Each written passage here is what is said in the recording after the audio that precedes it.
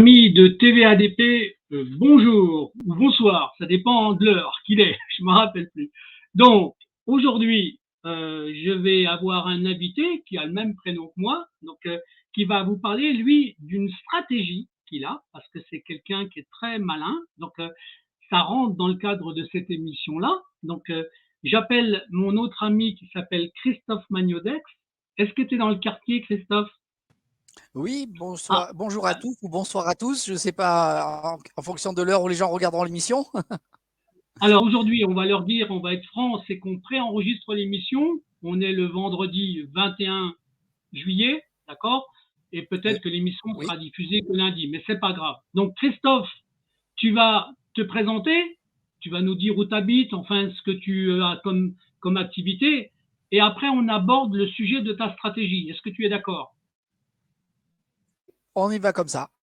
Alors vas-y, Donc, je te laisse je te suis Christophe présenter. Magnodet. Hmm. Voilà, donc je suis Christophe Magnodet, j'ai 47 ans, j'habite en Corrèze, en Haute-Corrèze, un haut lieu de la résistance, comme on dit.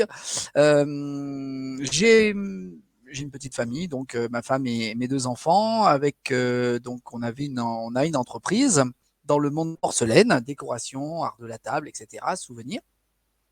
Et il y a maintenant, donc ça a commencé en 2012, 2013. Donc je parle de cette date-là parce qu'en fait, il y a eu voilà, ça s'est joué sur un an où on s'est rendu compte qu'il y avait des choses qui n'allaient plus. Nous adressions exclusivement au commerce de proximité, aux artisans. Et moi, je suis né dedans. Comme je dis souvent en rigolant, j'ai commencé à visiter des commerçants de proximité quand j'avais, évidemment, vous doutez bien, j'étais avec mes parents qui étaient eux-mêmes commerçants, donc grossistes pour les boulangers pâtissiers. Et ensuite, j'ai baigné dedans toute ma vie. Et il y a des choses qui se sont passées qui ont fait que beaucoup de mes clients sont devenus des amis et je les ai vus évoluer avec des difficultés. Et c'est vrai qu'aux alentours de 2012-2013, j'ai vu de plus en plus de gens en grande difficulté, des gens en grande détresse. Et je me suis dit, je n'ai plus le droit de me taire. Et au lieu d'aller chercher les preuves à droite, à gauche, où souvent il me manquait des informations, où c'était décousu et les systèmes en face en profitaient pour dire que ça n'existait pas, eh bien j'ai décidé moi de me mettre en difficulté et de les attaquer directement en remettant en cause à partir du droit bien entre autres le code des impôts où j'ai démontré qu'il était illégal et je leur ai demandé de s'expliquer. De là évidemment ça a créé une dette pour eux qui n'existe pas, hein. Juridiquement elle a aucune valeur, hein, mais pour eux elle existe. Et donc, ils m'ont entraîné devant les tribunaux de commerce, voyant que je ne cédais pas et que je demandais des comptes. Et évidemment, Non. les tribunaux de commerce n'ont rien trouvé de mieux que de ne pas aider et d'en faire qu'à leur tête. Voilà. Voilà, donc d'où le but de cette émission où tu vas raconter le schéma, enfin comment tu as mis ça en place, d'accord? Parce que, bien C'est ça. entendu, au fur et à mesure qu'on fait des émissions, c'est de montrer que toutes les choses sont complémentaires, que les gens se tiennent, d'accord? Mmh. Et qui sont souvent très très complices, d'accord? Il y a des fois des complicités qui sont induites, mais il y en a d'autres où c'est vraiment de la complicité stratégique. Alors vas-y, tu vas commencer de nous raconter ton histoire et comment tu as mis ça en place en fait. Vas-y. En fait, tout est parti c'est parti de deux éléments. Le premier, tout premier, c'est parti que j'ai eu un interdit bancaire Hmm. pour 2 heures. En fait, je me suis retrouvé pendant 21 jours puni parce que pendant 2 heures, mon compte était débiteur. J'ai vraiment les preuves de ce que j'avance. C'est un truc de fou. Donc, du coup, sur le moment, évidemment, j'ai gueulé après mon banquier. Le banquier m'a dit non, Oui. il n'y a pas de souci. Et j'ai été négligent. On va être franc, on a été négligent avec ma femme parce que dans le sens où on avait gardé les preuves quand même. Genre, quand je parle de négligence, c'est dans le sens où, bon, le banquier s'est arrangé, nous a dit, allez, c'est pas grave, allez, on ferme un peu les yeux, machin. Bon. Donc, du coup, nous, on a dit, c'est bon. Le souci qui s'est passé, c'est que 1 an et demi après, on a eu besoin de la banque. Et là, on nous dit, ah ben non, fini, vous avez droit plus à rien, parce que vous avez eu un interdit bancaire. Alors que ça n'avait absolument aucun sens. Il faut vraiment imaginer qu'à 11 heures du matin, donc mon compte était à moins 200, ou même pas moins 100, parce que ça s'est joué à peine une centaine d'euros. Et à 2 heures de l'après-midi, évidemment, je redevenais positif. Donc, C'est ça complètement n'avait dingue. absolument, c'est complètement hors la loi. Ouais. Complètement dingue. Mais ça m'a ouvert les yeux sur vraiment quelque chose d'important. Et ce que je vais dire là peut aider beaucoup de chefs d'entreprise. Bien Parce sûr. qu'en fait, la première personne qui assassine les entreprises, c'est le banquier. Parce Merci qu'il de va le dire. faire des C'est peu. écritures. Voilà. En fait, il Merci va de le faire des dire. écritures. Oui, non, mais c'est important. Et ce que je vais dire là, c'est pour permettre à des chefs d'entreprise peut-être d'être vigilants. C'est qu'ils vont vous faire une écriture, un interdit bancaire, une traite impayée, un truc qui va entraîner ce qu'on appelle une défaillance qui va être remontée au sein de la Banque de France. Du coup, votre code va vaciller et après, alors ça se fait jamais tout de suite. Le banquier vous dit tout va bien et tout. Et on est tous l'entreprise, on est tous cette bêtise, on va pas se mentir. On est la tête dans le guidon, le banquier nous dit allez c'est bon, je me suis occupé du truc, on lui fait confiance. Eh bien, c'est une erreur. Parce qu'à ce moment-là, celui-ci vous a fait noter et cette note-là va vous suivre pendant des années.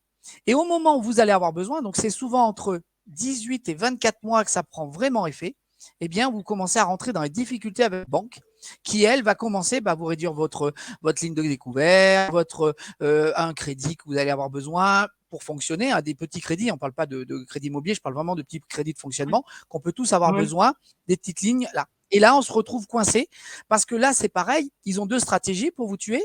Soit, et moi, ça a été mon cas avec la banque qui, du jour au lendemain, donc j'avais pas besoin d'eux.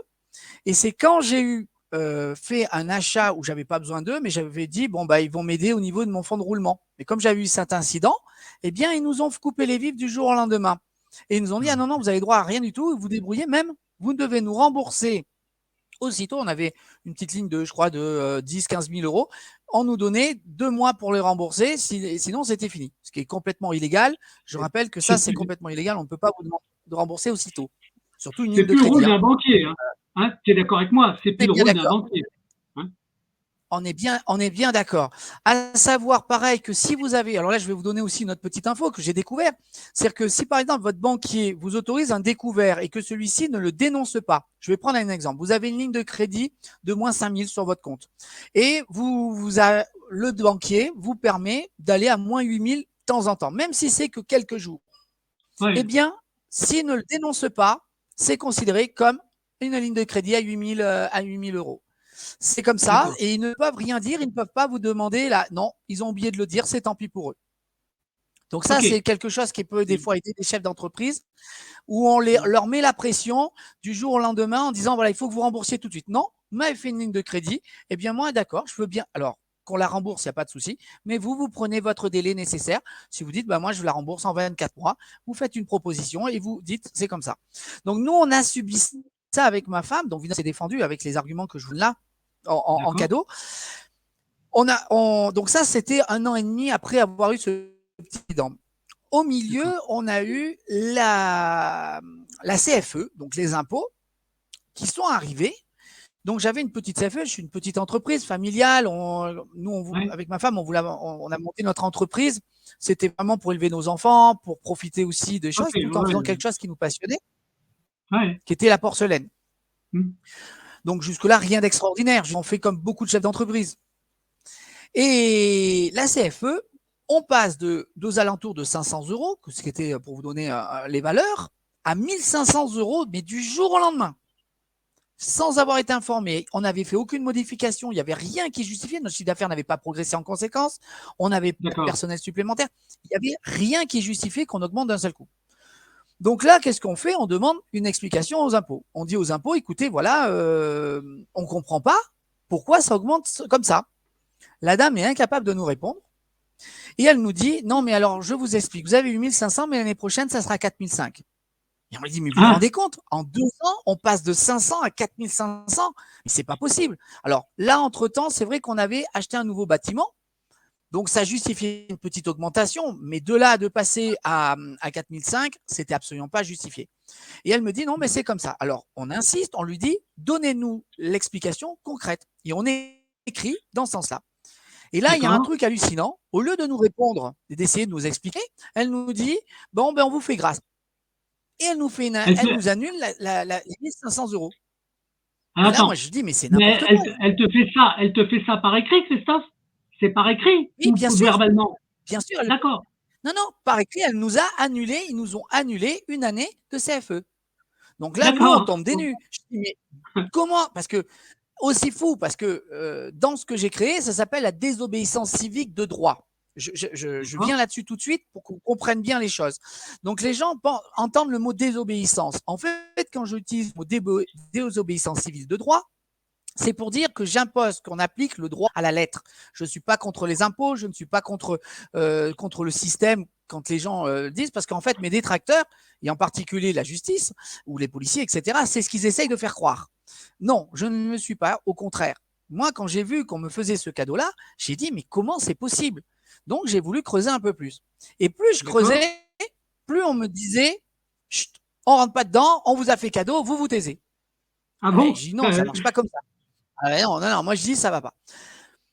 Entre-temps, il y avait eu un petit mouvement qui s'était créé, qui avait dit aux gens, ne payez plus vos impôts, ne payez plus vos taxes, ça serait une force. Et je pense sincèrement que si tous les chefs d'entreprise le faisaient, ou en tout cas une bonne majorité de gens le feraient, on serait beaucoup plus à l'écoute et serait beaucoup moins les vaches à lait de l'État. Petite parenthèse D'accord. faite. Ah. Ouais, Mais quand il a lancé cette idée, moi, quand j'ai regardé comment il faisait la procédure, j'ai dit non, mais les gens, là, il les emmène au casse-pipe. Il leur fait faire de plus payer, mais derrière, ils n'ont aucun moyen de se défendre. Et donc, ils vont payer avec des indemnités, tout ça, et ça va les tuer encore plus. Donc, j'ai dit, moi, je ne peux pas, je peux pas imaginer ce genre de choses. J'ai dit, il faut qu'on trouve une solution beaucoup mieux. Et donc, je me suis mis d'accord, à travailler le droit. Et c'est là où j'ai d'accord. travaillé. Alors moi, je suis quelqu'un de très pragmatique. Moi, je viens de la campagne. Je suis quelqu'un de pas très intelligent. J'ai pas, voilà, je n'ai aucune prétention d'avoir les connaissances extraordinaires ou de génie. Mais je suis quelqu'un de terre à terre. Je viens de la Ouais, campagne, donc on prend, comme on dit, un chat. Si c'est un chat noir, c'est un chat noir. Point. Dire, il a quatre pattes, il n'en a pas cinq, il pourrait pas en avoir. Voilà. On reste très d'accord. simple. Ok, Donc moi, j'ai dit, ça le me va. droit, c'est quoi? Le droit, c'est quoi? Le droit, comme on dit, j'en avais fait il y a quelques années, euh, j'ai dit, il faut qu'on comprenne depuis le début comment ça fonctionne. Donc, j'ai commencé à travailler la hiérarchisation du droit. Et au travers de ça, j'ai développé la pyramide de Kelsen, qui est donc ce que je vous ai expliqué, la hiérarchisation du droit. Donc, la première chose qui est tout en haut, qui permet de découler les autres, c'est la Constitution. Donc, j'ai commencé à dire, on va étudier la Constitution. Ouais, Et ouais, là, bien sûr. je me trouve un truc qui est quand même un peu fou, c'est je me dis, mais on a une constitution qui est intéressante, mais tous les droits qui en découlent dessous, bah, ils ne respectent pas toujours ce qui est dit. Alors Ah, bien on sûr. a un conseil constitutionnel, pour nous faire croire que c'est des gens sérieux. Et comment ils font pour accepter des lois qui sont contradictoires avec les lois constitutionnelles? Alors de Tout là, à on me fait. dit, non, mais attends, on nous explique, ah non, non, mais attends, là, tu es en train de tout mélanger, tu n'as pas fait de droit, toi, tu n'es pas assez intelligent, ça va comme ça. Ah bon? Bon, alors on essaye de m'expliquer, mais ce qu'il me donne comme explication n'a absolument aucun sens. Alors moi, je continue et je dis en dessous du droit constitutionnel, qu'est-ce qu'il y a? C'est les droits internationaux qu'on a signés, qui sont des accords que la France a signés, donc je les prends. Européen, j'ai le droit européen, hein, il y a les instituts internationaux et tout. Et là, je relis des trucs et je me dis, mais c'est encore fou là. On retrouve les éléments similaires à notre constitution et en bas, les codes ne les respectent pas. Là, j'ai dit, Ouais. ça fait quand même un peu beaucoup. J'ai dit, vous avez beau, alors les gens qui me disent, les gars, vous êtes peut-être des avocats, des juges, des machins, mais vous êtes en train d'essayer de me prendre pour la peau de 6 semaines. Le droit, c'est du français, c'est pas de m'expliquer que le mot le veut dire là et que ce Ouais, veut dire. je suis d'accord. Donc, j'ai commencé à, voilà, alors tu le sais, donc du coup, j'ai commencé à dire, maintenant on arrête là. J'ai dit, il y a un truc qui ne va pas. Donc, j'ai commencé à partir de là à étudier les codes. Et donc, j'ai dit, comment on fait pour promulguer les codes? Et en analysant comment on promulguait les codes, évidemment, je me suis intéressé tout de suite au code de la fiscalité. J'ai découvert un truc de fou et j'avais été mis sur la voie par d'autres avant moi qu'il n'avait jamais été voté correctement et jamais promulgué correctement. Et D'accord. donc, j'ai fait ces recherches, j'ai analysé, j'ai pris les textes officiels, j'ai fait ma démonstration et j'ai dit, maintenant, vous m'expliquez comment se fait-il que le code des impôts n'ait jamais été voté en France? Et là, Ça, c'est je ne te cache intéressant. pas C'est qu'à l'heure intéressant. d'aujourd'hui, à l'heure d'aujourd'hui, personne n'est capable de nous donner. En effet, on ne sait pas. C'est tout simple. Pour me faire taire, je dis aux gens, il n'y a pas de problème. Je renonce à tout. Si vous me donnez le jour, l'heure et qui a signé le décret pour valider le code des impôts. Et là, évidemment, D'accord. moi, je ne le trouve pas sur gouv.fr et sur Légifrance, c'est obligatoire. Vous ne pouvez pas le trouver. Je vous rassure, il y en a d'autres. Hein. Vous avez le code de procédure, le nouveau code de procédure civique est exactement dans le même cas de figure. Et on est toujours sur l'ancien.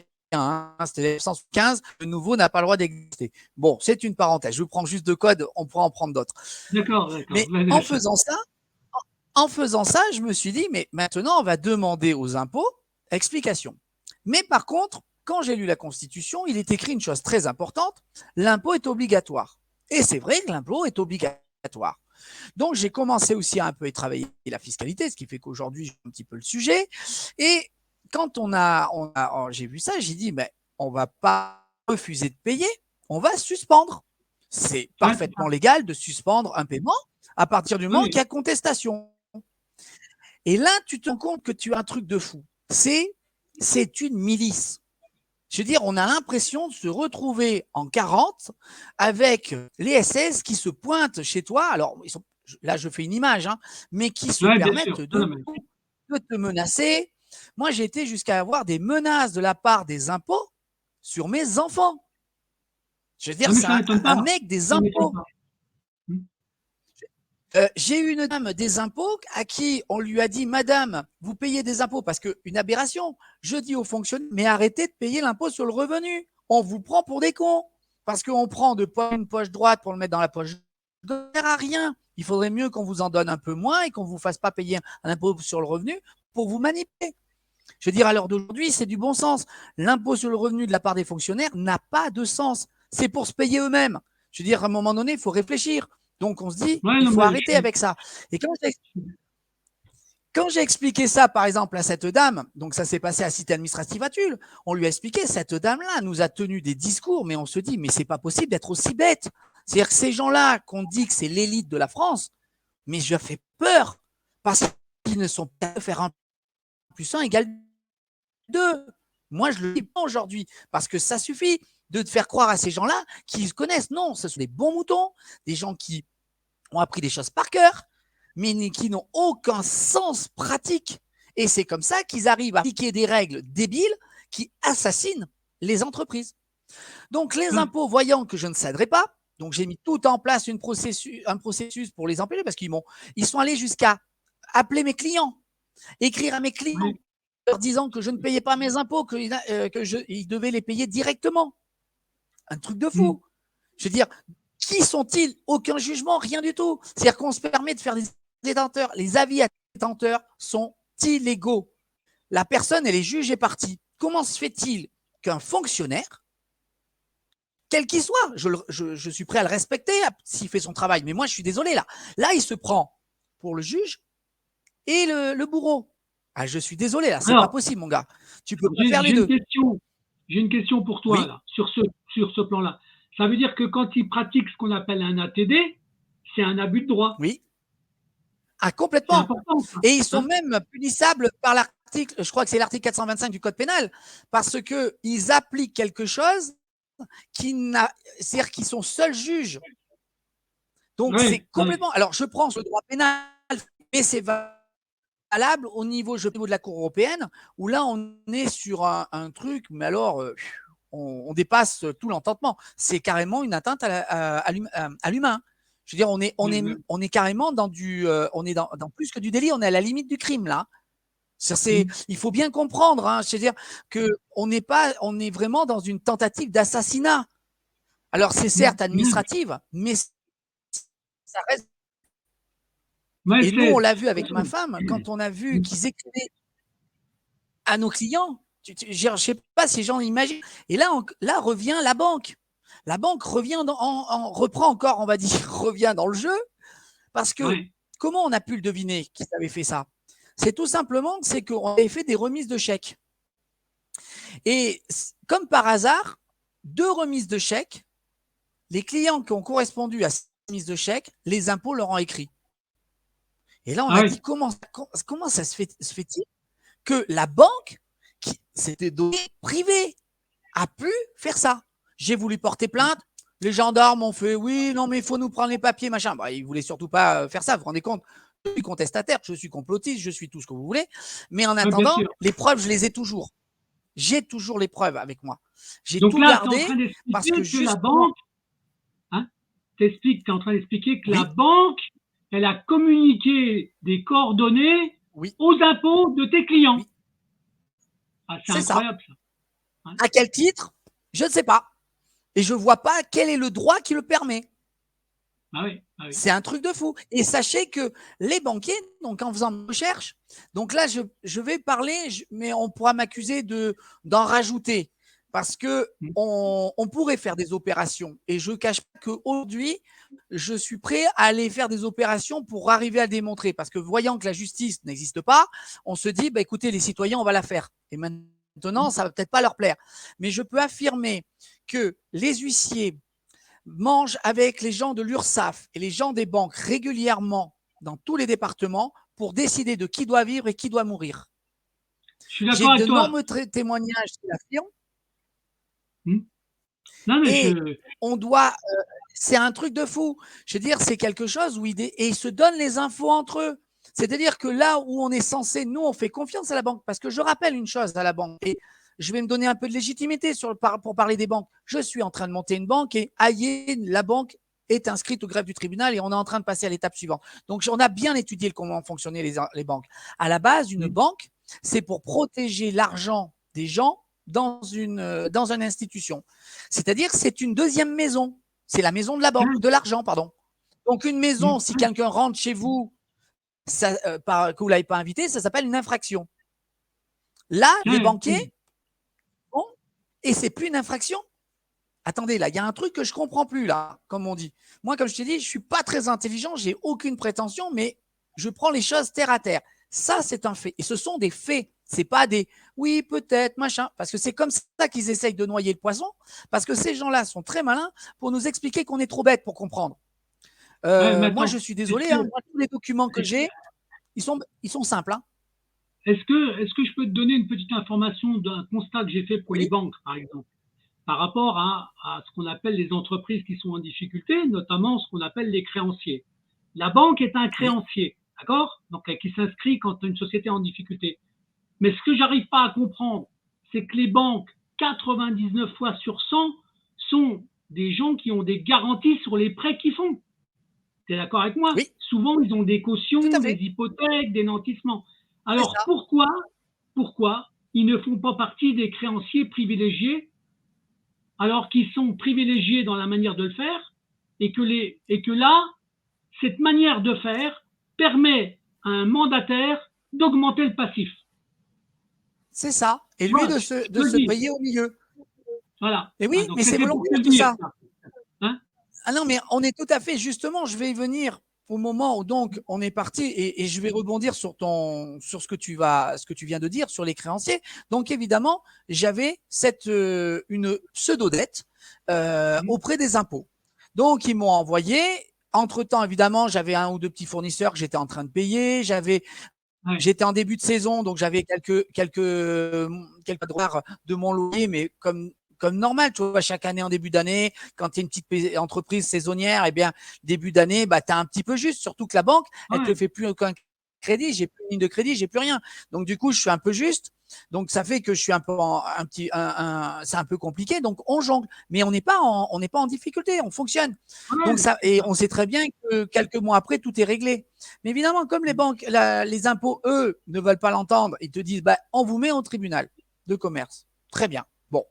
Alors, je ne vais pas venir tout de suite sur cette irrégularité du tribunal de commerce, j'en parlerai tout à l'heure. Je vais revenir sur les OK. créanciers. Donc là, tu arrives au tribunal de commerce et c'est valable pour tous les gens qui arrivent au travail de commerce. Moi, j'en accompagne régulièrement et c'est de la folie.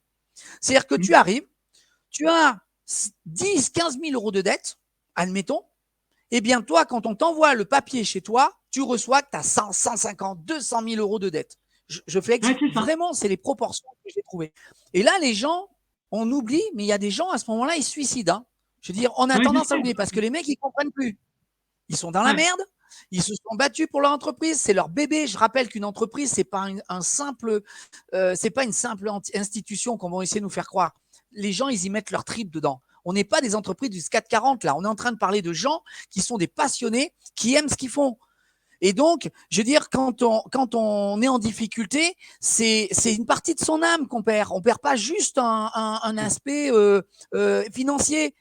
Ça, c'est pareil. Ça, c'est ce qu'on essaye de faire croire. Ça, c'est très gauchiste. Hein, c'est vraiment en France, là-dessus, on a un problème parce que justement, le chef d'entreprise, s'il réussit, c'est un voleur. S'il échoue, c'est que c'est un minable.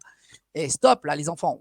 Montez une entreprise, voyez ce que c'est, mettez-y des tripes, et puis après, vous viendrez critiquer. Donc, là-dessus, c'est terrible parce que chaque fois que vous arrivez avec les créanciers, et là, vous avez mais des gens qui viennent de réclamer de l'argent. Moi, j'ai eu l'URSSAF qui arrive, qui fait une provision alors que j'avais plus de salariés et tout. Parce qu'avant, j'ai oublié de vous préciser, j'avais supprimé tout mon personnel parce que je ne voulais pas entrer personnel dans mes difficultés. Donc, j'ai préféré licencier avant de les prendre parce que c'était une part de responsabilité de ma part. Donc, j'avais une pseudo-dette aux URSSAF, je vais vous dire, de 120 € qui je ne devais pas. Parce qu'en fait, c'était une erreur de l'URSSAF, un huissier qui n'avait pas fait son boulot, qui était venu me réclamer de l'argent que je ne devais pas. Bref, ils avaient voulu faire une petite magouille, mais il n'y avait que 120 €. Ils m'avaient trouvé, je crois, 40 et quelques mille euros.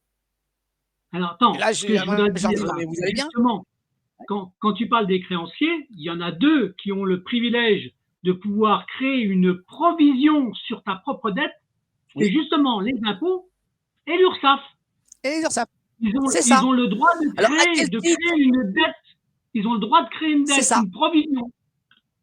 C'est ça, une provision. C'est un truc de fou. Parce qu'en plus de ça, je vais juste faire une petite parenthèse. Tu viens de dire sur les impôts et les URSSAF, ils ne devraient jamais être prioritaires. Parce que si une entreprise est en difficulté, c'est du droit humain, comme je dis, je simplifie, mais en fait, c'est écrit clairement, hein, c'est qu'en fait, si l'État demande de l'argent à quelqu'un qui ne peut plus payer, eh bien, il ne peut pas être privilégié. Parce que c'est l'État. L'État, c'est qui? C'est nous tous, dont la personne qui en est victime. Peut-être que si elle n'arrive plus à payer, c'est peut-être parce que l'État demande plus que peut faire cette personne. Donc, on peut quitter, mais en fait, on voit bien un système là, et c'est illégal, ça aussi. On est carrément dans un truc où, juridiquement, et même si on a des... Moi, je suis prêt à débattre avec n'importe quel avocat, juge, n'importe... Venez débattre avec moi, les enfants. Venez. Comme je leur dis, venez. Là, assurer que je suis sûr de moi à 1000% parce que c'est du foutage de gueule. Donc, on augmente ses dettes. Alors, les impôts, c'est la même chose. Ils ont même réussi à m'inventer des dettes, en augmenter des trucs, alors que j'ai des preuves que je devais, par exemple, 5 000 € par exemple de TVA, et ils m'en ont trouvé 9 000. Mais vous ne nous avez pas rendu le papier en temps et en heure. Et tu te fous de ma gueule, tu l'as eu, tu l'as juste pas enregistré. Ah oui, c'est peut-être une erreur. Après. Donc, là, c'est un truc de folie parce que tu te retrouves avec toute une liste de créanciers et je reconnais que c'est quelque chose qui est éprouvant. Parce que toi, au départ, tu connais ta dette. Moi, avec ma femme, on connaissait exactement notre situation. On savait au centime près où on en était. Et ça, c'est là aussi que je me suis rendu compte en aidant d'autres chefs d'entreprise que souvent, les chefs d'entreprise font confiance à leur comptable. Alors, le comptable, il est pratique. Il faut avoir un comptable quand vous ne maîtrisez pas et tout. Je l'entends. Mais ne faites pas confiance aveuglément à votre comptable. Votre comptable, c'est pas lui qui gère votre entreprise. Donc, vous devez être vraiment avoir un petit tableau d'éléments simples. Alors, je comprends tout ce qui est amortissement, tout ce qui est provision, etc. C'est barbant. Et en toute honnêteté, ce sont des outils fiscaux. Ce ne sont pas des outils pour aider le chef d'entreprise. C'est uniquement des outils fiscaux pour pouvoir vous confisquer un peu plus de votre travail. Donc, prenez l'habitude de vraiment, et ça c'est un petit message que j'envoie à tous les chefs d'entreprise qui se bagarrent. Je dis voilà, prenez vraiment le temps de prendre les importants qui est votre chiffre d'affaires, vos dépenses. Si vous avez du personnel, suivez vos personnels. C'est voilà, il y a 4-5 chiffres à suivre que vous devez vraiment avoir en permanence. La banque, comme ça, vous devez toujours les avoir à côté de vous, de façon à vraiment connaître votre situation.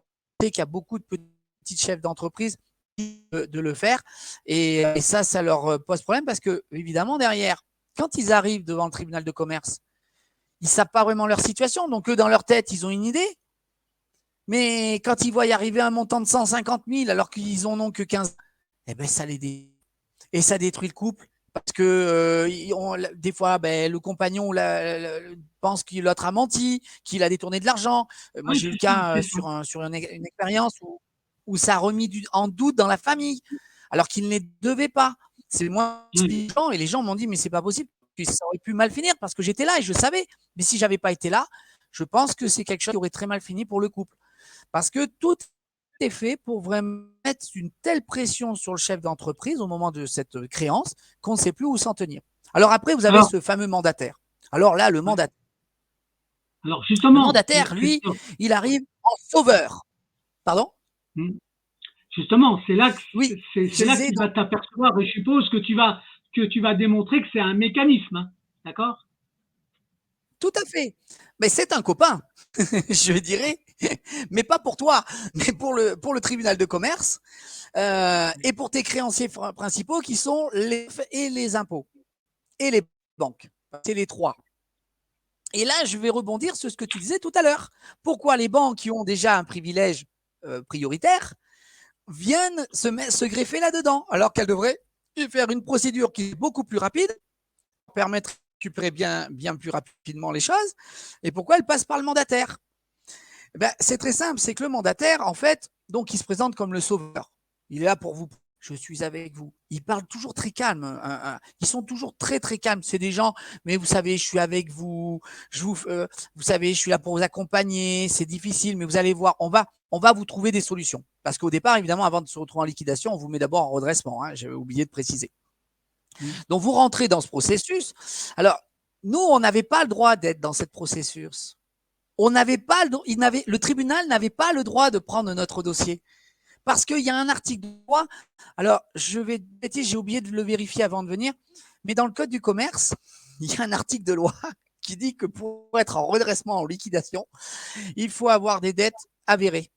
Si c'est une dette contestée, ce n'est plus une dette avérée. Donc, on ne peut pas être en redressement ou en liquidation. C'est interdit.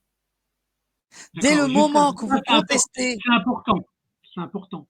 Tout à fait. Alors, l'article de loi, je m'excuse, je crois que c'est le 265 du Code du commerce. Mais à vérifier, sous réserve que là, mais c'en est un comme ça. C'est de la folie que ce code, cet élément qui est la base du tribunal de commerce. Le tribunal de commerce, ce ne sont pas des juges professionnels, je rappelle. Ce sont des gens censés être comme nous, mais qui font en fait partie d'un syndicat qui, lui, est comme nous et qui font des magouilles entre eux. Donc, après, à partir je te ferai un petit commentaire après. Pas de souci. Donc, à partir de là, vous avez donc le tribunal de commerce. Lui, normalement, moi, je leur ai tout de suite dit, attention, je suis dans une démarche politique. Donc déjà, quand on arrive dans un tribunal et qu'on dit qu'on est dans une démarche politique, et lanceur d'alerte. Donc, j'ai toujours annoncé ça à tout le monde. Les impôts, tous les organismes sont au courant depuis le début. Je suis en désobéissance civile. C'est un acte politique. On est en démocratie. Ouais. Donc, si on est en démocratie, ça veut dire que je dois être écouté, pas puni. Ah ben non, c'est évidemment, nous sommes en dictature. Et je continuerai un peu plus tard, voilà, je finirai là-dessus, vous comprendrez pourquoi j'utilise le mot qu'on est dans une dictature. Et je l'affirme et je vous le prouverai en fin de l'entretien. Oui, d'accord. Donc, de cet entretien-là, parce qu'on en aura un autre. Hein. De cet entretien, tout à fait, de cet entretien, mais je donnerai qui permettra pour une autre émission abordée. D'accord. Ça sera la petite conclusion de tout à l'heure. C'est juste parce que je me mets en même temps en tête que je te parle. Et donc, à partir de là, je me retrouve avec un tribunal de commerce où je leur dis, vous ne pouvez pas me juger, vous êtes parce que je ne respecte pas vos codes. Et eux, ils disent, non, vous avez une… Ah bon? Ben non, vous ne pouvez pas. Alors à ce moment-là, moi, je fais un truc de fou, c'est que je refuse de donner les documents. Nous avons que du baratin. Mais vraiment, je n'ai rien donné correctement, volontairement. J'ai dit à un moment donné, ils vont bien quand même réagir, ils vont bien essayer de faire quelque chose. Alors, ils nous ont inventé des trucs, machin. On n'a pas de problème. Mais moi, depuis le début, je dis, vous ne pouvez pas me juger. Donc, même si vous voulez le faire, vous le faites à vos dépens. Donc, maintenant, vous savez que je suis en train de vous étudier parce que j'ai toujours dit, j'étudie vos comportements, les enfants. Je ne suis pas en train de… C'est un acte politique avec une notion d'enquête. Donc, moi, pas de problème. Je sais ce que je fais. Donc, je les ai laissés faire. Donc là, ils ont fait leur baratin. Donc, comme je disais, le mandataire qui se présente en sauveur, qui est en fait quelqu'un d'hypocrite au possible, qui essaye de monter une arnaque pour faire… Comment il s'appelle ce mandataire? Alors nous, c'est Maître Leray. Alors il dit, j'aime pas utiliser le mot maître parce que moi je n'aime pas les titres de noblesse. Donc c'est Monsieur Leray, Nicolas. Et ce D'accord. monsieur est convaincu, ce qui est terrible. Mais je l'ai vu dans ses yeux. Il est convaincu que ce qu'il fait est bien. Ouais, non mais C'en est terrifiant. C'est que ces gens-là, ils sont tellement manipulés, tellement dans un système, ils gagnent de l'argent sans avoir besoin de poser de questions parce qu'ils volent l'argent des autres, que bien sûr. pour eux, bah, c'est normal. Et il pense sincèrement, quand il vous dit qu'il vient vous aider, il en est convaincu. Non Seul mais problème, c'est que ce qu'il fait, tu c'est hors la loi.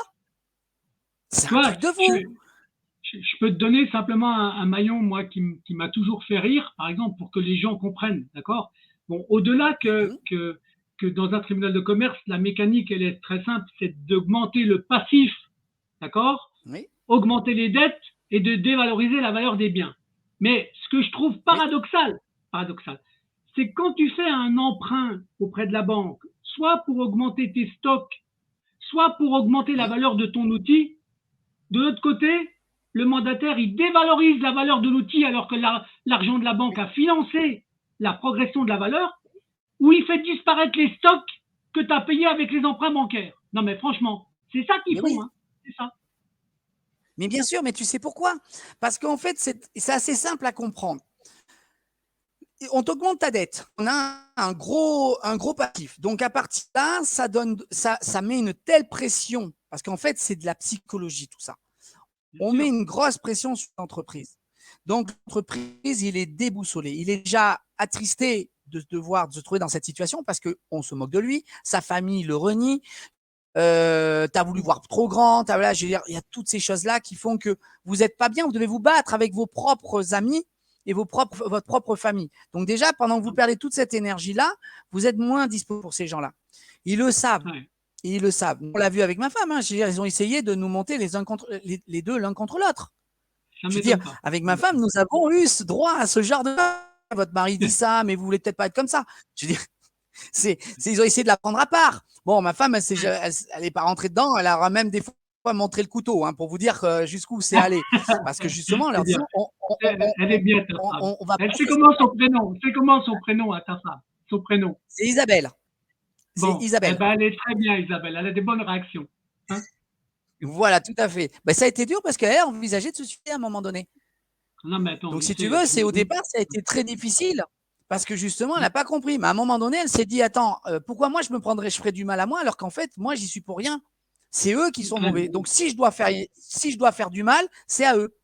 Et c'est comme ça Ouais, qu'elle raisonne maintenant. Elle part du principe que vous voulez me faire du mal, non, maintenant ça me touche pas. Alors, je suis en colère, c'est contre vous que je m'en. Donc du coup, ça équilibre un peu les forces. Tu vois, ils n'ont pas trop l'habitude de ce genre de réaction, tu vois. Donc ouais. on a, le mandataire. Donc si tu veux, lui, donc ce fameux passif pour anéantir le chef d'entreprise. Et ensuite derrière, on dévalorise les biens. Pourquoi? Parce que derrière, on va les faire attribuer à des copains. Ce qui la Ouais, c'est valeur, on ça. va les faire donner à des copains. Ces valeurs-là, on est très fort et qu'on les fait baisser. Donc, si tu veux, ça permet à eux aussi de se payer. Parce qu'auprès du greffe du tribunal, quand il y a des valeurs, vous savez, tu sais, ils ont un pourcentage. Ouais, Donc, en ouais. fonction de la valeur du passif, ça leur donne un peu plus d'argent. C'est pour ça que c'est des métiers où je ne comprends pas que ce soit des professions libérales. Ça devrait être des fonctionnaires à l'état pur parce qu'ils ont tout intérêt à tricher à le faire. Ils ont beau dire, on a juré, on a fait ci, machin. Arrête de me prendre pour un con. T'es cupide comme les autres, tu n'es qu'un homme. Je veux dire, à un moment donné, ou une femme, je veux dire, à un moment donné, l'argent, vous aimez bien dépenser et briller. Donc, automatiquement, ben, vous allez jouer du système. Et vous allez dire, oui, mais c'est la loi, on a le droit de le faire. Oui, mais n'empêche que ce que vous faites, c'est pas bien. Donc, ils font ça, comme je te dis, avec vraiment ces deux aspects, donc pour leur poche, pour la poche de leurs copains. Et c'est là où on voit bien cette complicité. Parce que tout à l'heure, on parlait des tribunaux de commerce. Justement, qui les préside? Ce sont Des. normalement des chefs d'entreprise. Ouais, À c'est la ça. base, c'est censé être des chefs d'entreprise. Mais ce n'est pas tout à fait n'importe quel chef d'entreprise. Parce que tu dois Ouais, dépendre de la CGPME, du MEDEF. Bon, ouais. ces deux organismes, quand tu regardes comment c'est fait derrière, on va dire les choses clairement, c'est des francs-maçons. Il Ouais, faut arrêter. Celui qui dit oui, pas tout le monde. Oui, peut-être un ou deux au milieu et peut-être pas pareil. Mais ça reste essentiellement ça. la CGPME, moi je me souviens pour avoir fait une action avec eux, où quand on a voulu poser des questions en leur demandant où était passé l'argent d'euros qui avait disparu, qu'ils avaient fermé les yeux sur certaines pratiques, qu'ils ont été le nombre d'adhérents parce qu'en fait, ils avaient trouvé une astuce. Alors je sais pas si c'était toujours vrai aujourd'hui, mais ils avaient trouvé une astuce pour augmenter. C'est-à-dire que si par exemple il y avait un qui était, donc tu avais le militant de base, mais s'il prenait un titre et puis un autre titre, eh bien, il comptait 2 fois de plus. Donc ça faisait plus 3. Alors au lieu d'avoir un adhérent, tu en avais 3. Mais en fait, tu n'as bien qu'une seule personne, tu vois. Donc ils avaient trouvé une astuce comme ça pour faire les rangs. Bref, je fais confiance au MEDEF pour avoir inventé des choses similaires. On voit bien que là aussi, parce que moi, je ne suis pas contre qu'on soit jugé par des chefs d'entreprise. Ça ne me gêne pas en soi. L'idée pourrait être tout à fait noble si on mettait, comme on dit dans la démocratie, avec des vrais outils derrière où on n'est pas là pour interpréter la loi, parce qu'aujourd'hui, la justice n'applique pas la loi, elle interprète. C'est bien. Ouais. Moi, c'est un truc qui me dépasse. La loi doit être appliquée. C'est le concept de la démocratie. Ouais. Si on l'interprète, c'est le principe de la dictature. Donc déjà, deuxième élément qui démontre qu'on est bien dans une dictature.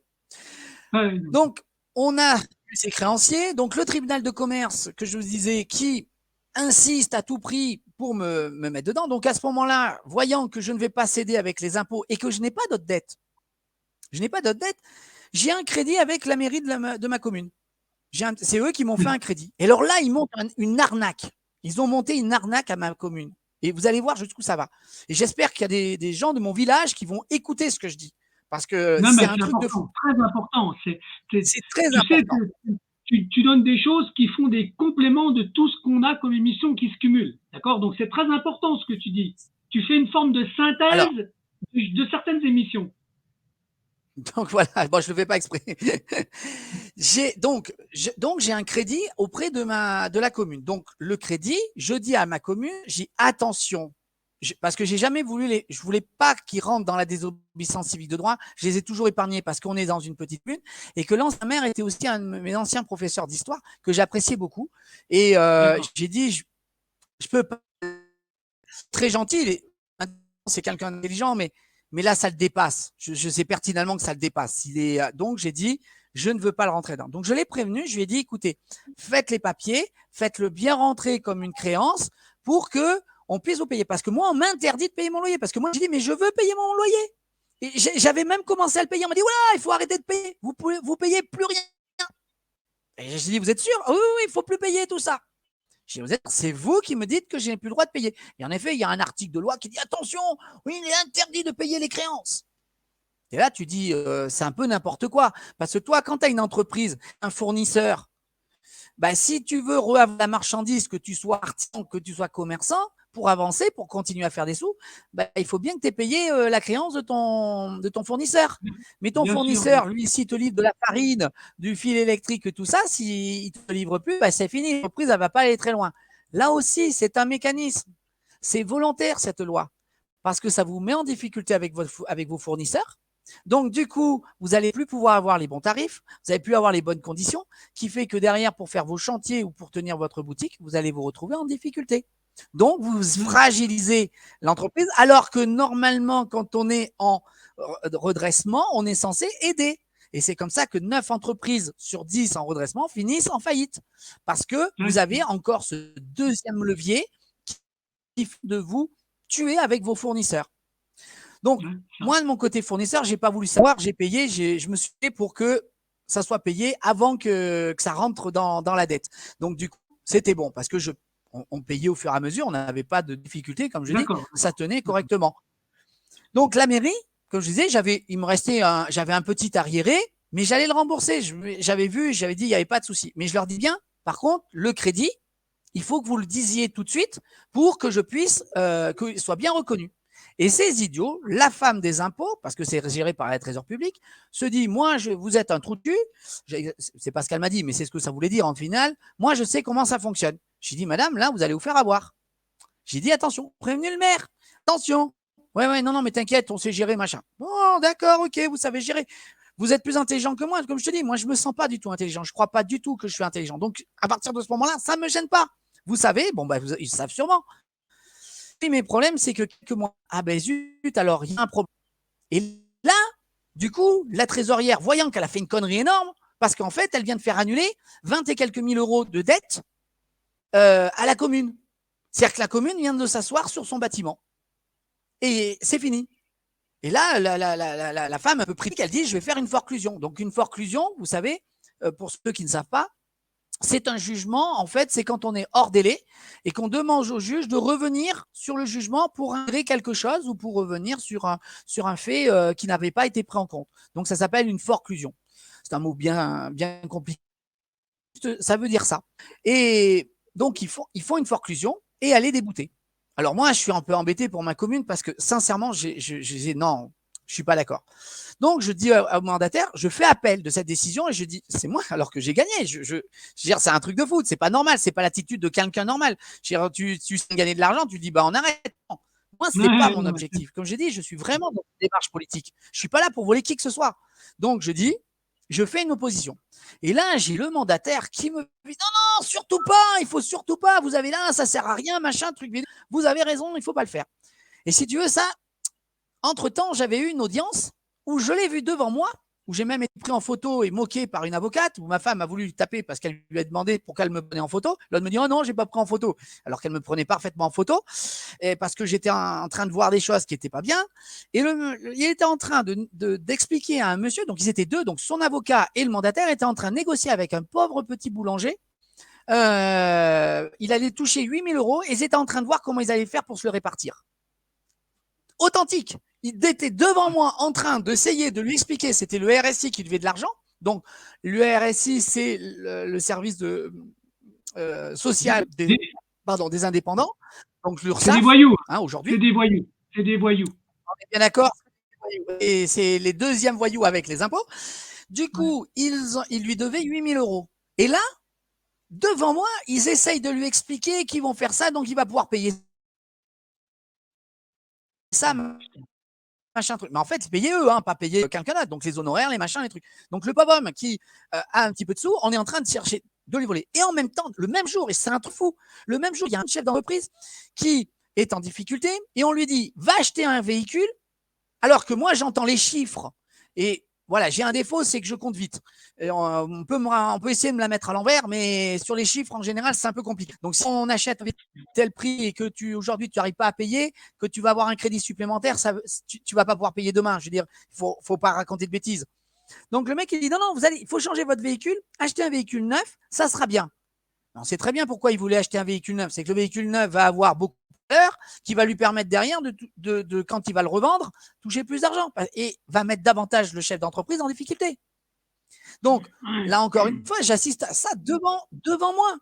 Je me dis, non, mais c'est pas possible. Je veux dire, ces gens-là, ils ont aucune morale, ils ont aucune empathie auprès des gens. Le but du jeu, c'est des pompes à fric. Ils n'ont que des pompes à fric devant eux, donc ils cherchent par tous les moyens à les pomper. Donc, quand j'ai vu ça, et que le mandataire de l'autre côté me fait le coup en me disant non, il ne faut surtout pas remettre ça en cause, machin, nul, je me dis, il y a une magouille derrière. Donc, ok, j'accepte. J'accepte parce que je le dis aujourd'hui, hein, et j'ai tous les éléments qui prouvent ce que j'affirme là pour le procureur ou tout, qui va sûrement s'amuser à regarder la vidéo. Je lui dis, j'avais prévu. C'est-à-dire, c'est pas moi qui dis non, je l'avais prévu à l'époque. Donc, j'ai dit, on va voir qu'est-ce qu'ils vont faire. Donc, évidemment, le bâtiment, il est perdu. Le maire change. Je me suis aussi présenté aux élections de mon village. Bref, on m'en a peu voulu. Bref, c'est comme ça. Ça fait partie des trucs. Moi, c'était dans un objectif très spécifique et j'ai obtenu le résultat que je souhaitais. Donc, ça, c'est très important. Et donc, l'affaire continue. On continue. Donc, moi, je ne donne pas d'éléments. Je refuse. Donc, à un moment donné, ils me disent, bon, ben maintenant, il ne veut pas payer. C'est liquidation. Hein, c'est qu'ils ne peuvent pas payer. Je ne veux pas payer. Je dis que je suspendais. C'est pas que je peux pas payer. C'est deux choses différentes. Et j'ai pas à vous dire si j'ai mis de l'argent de côté. J'ai pas à vous dire non. Vous me donnez les informations que je vous demande. Je paye. Vous me les donnez pas. C'est comme ça. Et que vous soyez Pierre-Paul Jacques, je m'en fous. Quant aux frais que le tribunal de commerce, parce que le tribunal de commerce n'est pas gratuit. Là, c'est pareil. On vous dit, on vous accompagne. Quand vous montez une entreprise, on vous aide. En difficulté, quand vous fermez, mais ça vous coûte une blinde.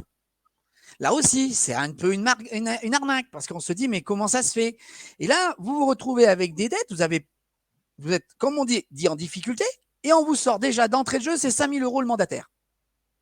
Il n'a rien à faire, mais il prend 5 000 €. Et puis, vous avez l'huissier qui vient lui faire l'inventaire, qui prend tant du pourcentage, donc il vous prend 1 500 et qui, lui, a le droit de le mettre au privilège. Tu te dis, pourquoi lui se met en privilège? C'est quoi ça? Parce qu'il faut savoir que les huissiers ont le droit aussi de mettre en privilège. Tu vois, tout à l'heure, tu parlais des privilèges. Eux aussi, ils ont le droit. Ah bon? Et comment c'est possible? Je ne vois pas pourquoi. Donc, à quel titre? Ils ont plus de droit que les autres, mais oui, oui, parce que c'est les copains. C'est là où on voit la complicité qu'ils ont entre eux. C'est ce côté. Tu vois? Donc là, on voit que le mandataire, l'huissier, ils sont copains. Le tribunal est copain avec les autres et tout le monde fait sa petite salade. Donc là, moi, je les laisse s'enfoncer. Je dis, bon, ben, on va voir. Et à chaque fois, je leur dis, attention. Et il est même arrivé. Alors, c'était un 18 juin, mais j'ai un doute sur l'année. Je crois que c'était 2018. 2018, c'est 2018 ou 2019. J'ai un doute. Je me retrouve qu'on est convoqué. Donc, je vais à cette convocation. Et moi, ce jour-là, je leur amène l'article de loi. J'ai dit, maintenant, ça suffit votre cinéma. Vous n'avez pas le droit de juger. Je n'ai pas de dette. Vous les avez. Et je leur ai mis noir sur blanc. La République se lève. Il faut appliquer la loi. Moi, je me lève. Je dis, c'est très bien, appliquer la loi. Donc, ils sont comme des cons. Et ce procès, aujourd'hui, a disparu. L'audience n'existe pas. Il n'y a pas eu de compte rendu, il n'y a rien eu, ça n'existe pas. Et il m'explique, on me dit, mais non, si vous n'avez pas compris, M. Magnodet. Mais qu'est-ce que je n'ai pas compris? Vous me convoquez, vous faites une procédure, vous me dites que vous voulez me tuer, mais par contre, derrière, il n'y a pas de conclusion. Non, ne prenez pas. Donc, qu'est-ce qu'ils font? Ils attendent un petit peu et ils me font une convocation de discussion. Moi, ce jour-là, je suis malade. Donc, le matin, j'envoie un fax en leur disant, je demande un report. Ce qui est parfaitement légal et justifié. Attention, je suis convoqué que pour une discussion. Je n'ai ni dit que c'est en redressement, ni en quoi que ce soit. Et j'envoie ce document. Ils l'ont bien reçu, j'ai les preuves et tout, là-dessus c'est pareil. Ça, je le garde en suspens parce que je ne le montre pas public, parce qu'ils croient que je raconte des conneries. Mais j'ai bien les éléments et on va rigoler à un moment donné. Donc là, à ce moment-là, comme je n'y suis pas allé, je ne sais pas ce qui s'est dit. On ne me reconvoque pas. Moi, je ne sais pas. Et j'apprends quelques jours après, et quand je dis quelques jours, c'est parce que je reçois un message en fait de ma banque qui me dit que mon compte est fermé. Alors, j'avais oublié de vous expliquer. Il y a un petit truc qu'il faudrait que je revienne à la banque, mais je reviendrai juste après. Donc, j'apprends par la banque que en fait, mon compte est fermé. Je dis, mais pourquoi? Alors, du coup, je pianote sur Internet, et là, je vois que je suis en liquidation. Ah, je dis, ça là est pas mal. Pas de procès, je ne suis pas convoqué, et on me met en liquidation. Je dis, ça là, elle est quand même un peu forte. Bon, je dis, ils vont me donner le document. Et là, le document, je n'ai toujours pas, à l'heure d'aujourd'hui, je n'ai toujours pas, donc c'était en 2020 ça, je n'ai toujours pas reçu le document confirmant ça. Et pire que ça, j'ai appris il y a 15 jours, il y a 15 jours, j'ai appris que un huissier avait remis en main propre à ma femme, avait remis en main propre que le document et qu'on n'avait jamais voulu se défendre. Je dis, vous rigolez ou quoi? Alors que moi, depuis le début, je dis aux gens, vous ne pouvez pas venir tant que vous ne me donnez pas ce document, parce que je veux défendre. Mais ils me le refusent. Le jour où ils ont essayé de venir mettre les scellés, ils sont venus, j'ai demandé à prendre en photo le document. J'ai dit, donnez-moi le document qui m'a été remis. Je ne vous demande pas le procès, je vous demande le document qui nous a bien été signifié. Il y a des délais et tout à respecter normalement. Hein. On est en 2002, on parle de 2020. J'ai dit, montrez-le-moi. Non, je ne peux pas vous le donner parce que normalement, je ne suis pas censé l'avoir. D'accord? Déjà, je suis un peu surpris qu'elle me montre. Et ensuite, elle me dit, de toute façon, vous pensez bien qu'il n'y a pas un huissier en France qui mettrait sa carrière en jeu en inventant quelque chose de faux. Et elle m'a dit, ça sera impossible à démontrer. Ah, alors là, tu me connais, ma petite dame, là, parce que là, je crois que tu n'as pas bien compris. Ma femme et moi, on n'est pas tout à fait dans le même monde. Hein. Nous, on écrit tout. Hein. On a des agendas, on écrit tout ce qu'on fait, tel jour et à quelle heure. Donc, nous, quand tu nous dis une date, il n'y a pas de problème. Ah ben tiens, on était là. Et ben comment ça se fait? On n'était pas à la maison et tu prétends que tu nous as donné un document? Ah, ça va être un peu compliqué, mon ami. Là, je vous attends. Donc, on en est là pour l'instant sur cette partie-là. Mais c'est pour vous dire, ils ont peur de rien. de rien, Non, mais d'inventer des choses. c'est ce qu'on appelle des faux en écriture. Ça, mais là, on est dans un faux en écriture gros comme une maison. C'est-à-dire qu'on est sur un faux en jugement.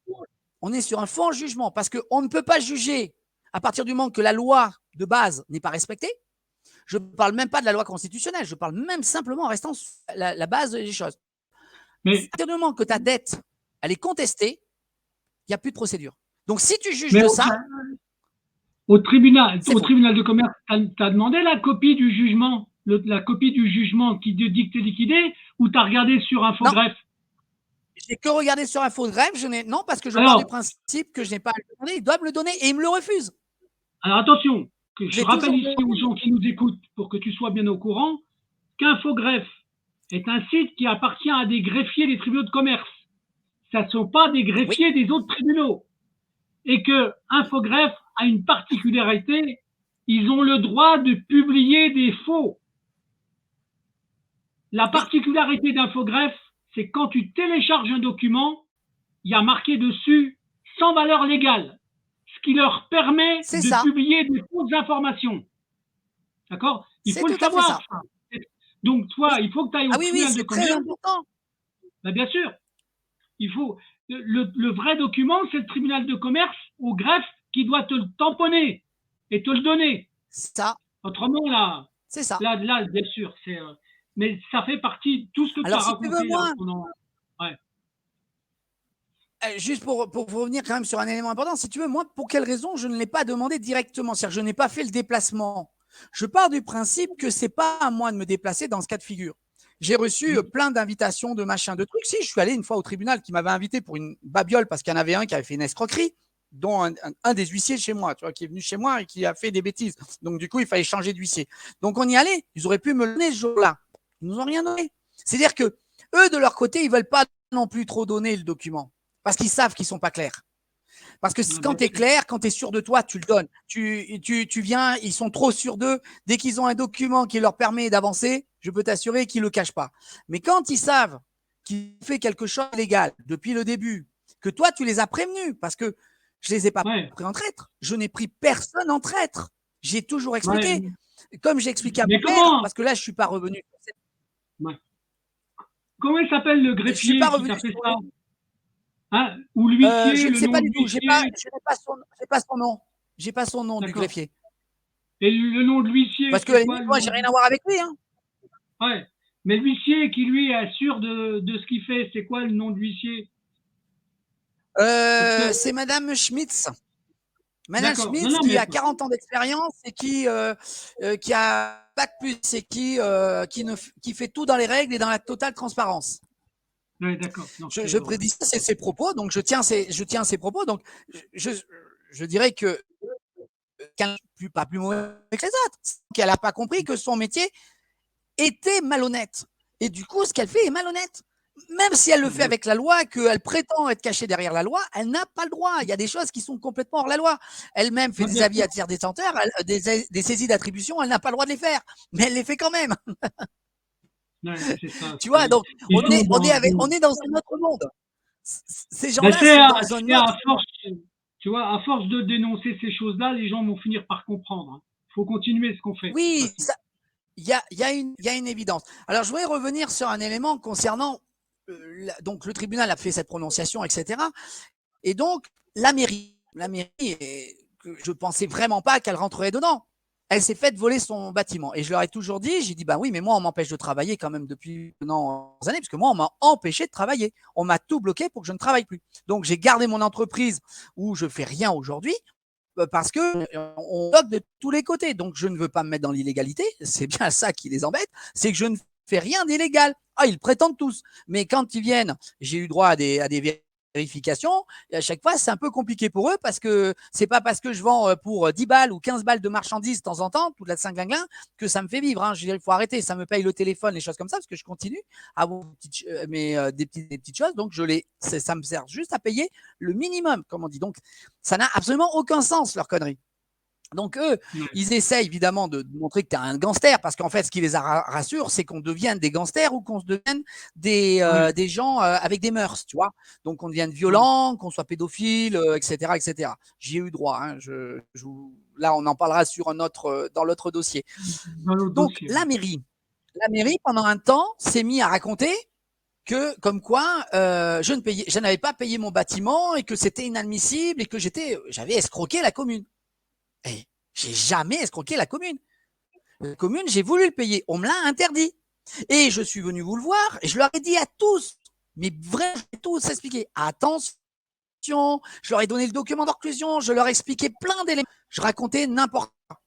Eh ben oui, mais à un moment donné, à force de dire que je raconte n'importe quoi, ça s'est retourné contre eux. Parce qu'ils ont dit que je ne devais pas payer, mais à un moment donné, quand eux, ils ont dit oui, mais on veut récupérer le bâtiment. Ah ben vous ne pouvez pas. Ben non, si vous voulez le payer, il faut nous l'acheter.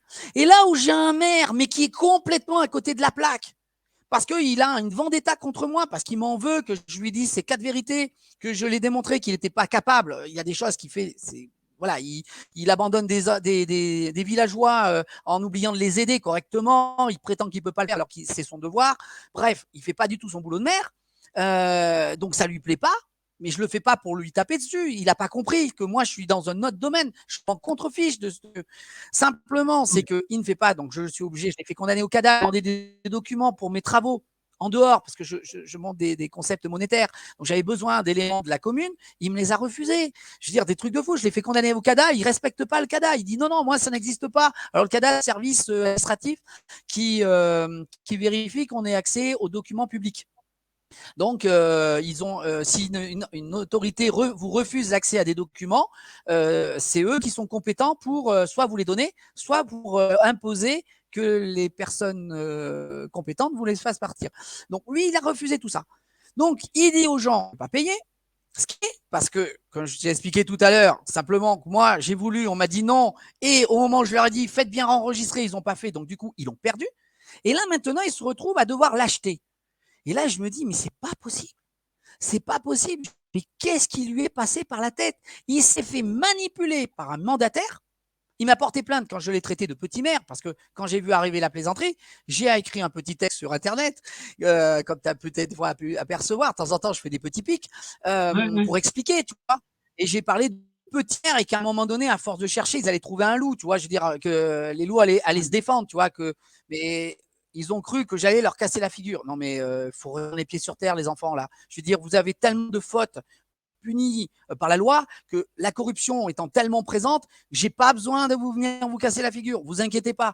Vous allez avoir des ennuis suffisamment avec d'autres problématiques. Vous verrez que c'est bien plus compliqué et que finalement, il aurait mieux fallu que je vienne vous casser la figure. Je vous assure, ça sera beaucoup moins terrible pour vous. Mais Ouais. ils sont dans leur monde. Ils sont tellement dans leur monde que, voilà. Et pour faire une vendetta, aujourd'hui, il veut racheter un bâtiment qu'il a perdu.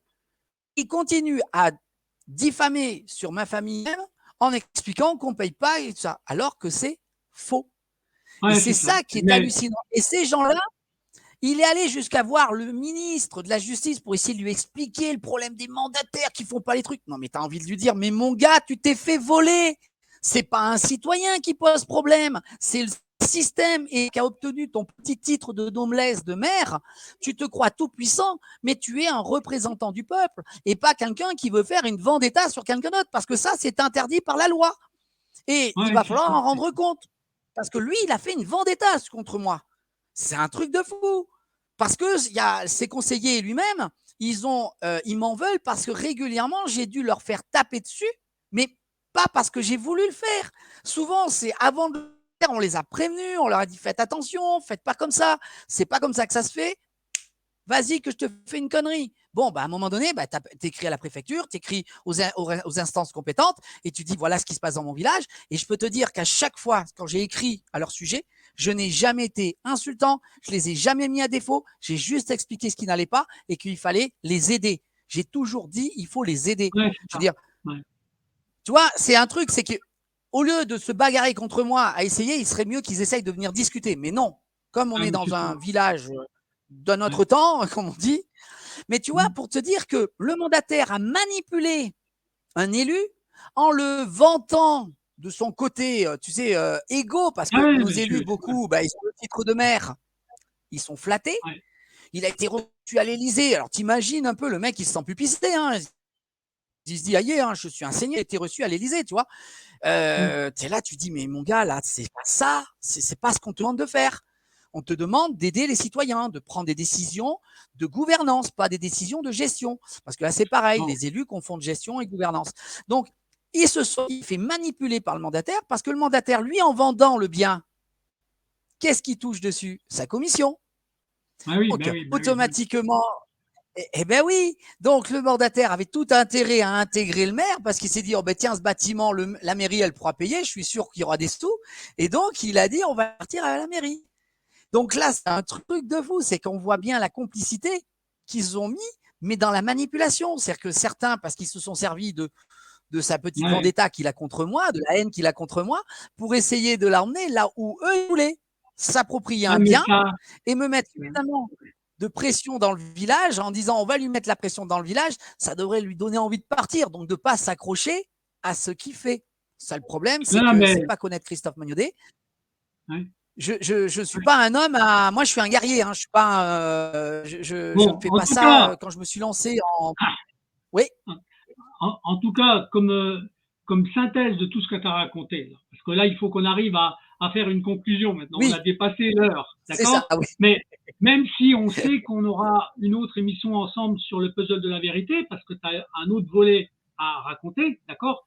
Mais maintenant, sur ta synthèse de procédure, en finalité, t'en es où exactement? Tu fais quoi exactement pour l'instant? La finalité, c'est quoi?